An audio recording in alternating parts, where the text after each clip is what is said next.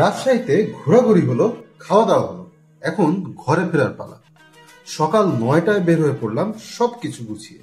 পথে শেষবারের মতো আমের বাগানগুলো দেখতে দেখতে এগিয়ে যাচ্ছিলাম। একটার পর আরেকটা আমের বাগান দেখে ইচ্ছা হচ্ছিল আরো কিছুক্ষণ থাকতে, কিন্তু হাতে সময় খুব অল্প। বেশি দেরি হয়ে গেলে ঈদের ঘরে ফেরার তীব্র জ্যামে পড়ে যাব।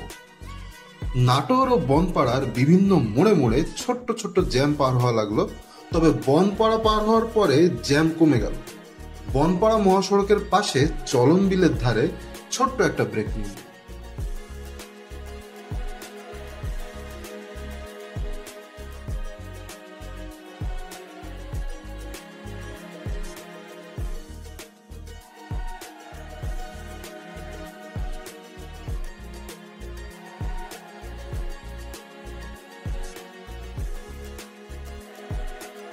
হাতিকুমরুল মোড় পার হয়ে যমুনার দিকে যেতে থাকলাম।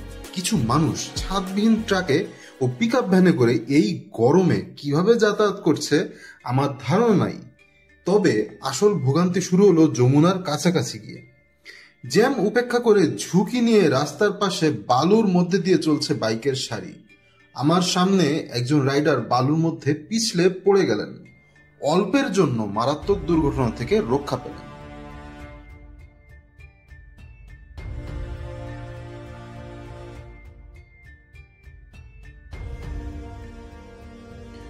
সেতুর কাছাকাছি যেয়ে দেখি বাইকারদের জন্য আলাদা লেন করা হয়েছে। কিছুটা স্বস্তি পেলাম বটে, কিন্তু যমুনা সেতু পার হয়ে বুঝতে পারলাম ভোগান্তি এখনো শেষ হয় নাই। তখনও রাস্তা বাকি 100 কিলোমিটার। জ্যৈষ্ঠ মাসের কাঁঠাল পাকা গরমে 40 কিলোমিটার জ্যাম ঠেলে অবশেষে খালি রাস্তা পেলাম।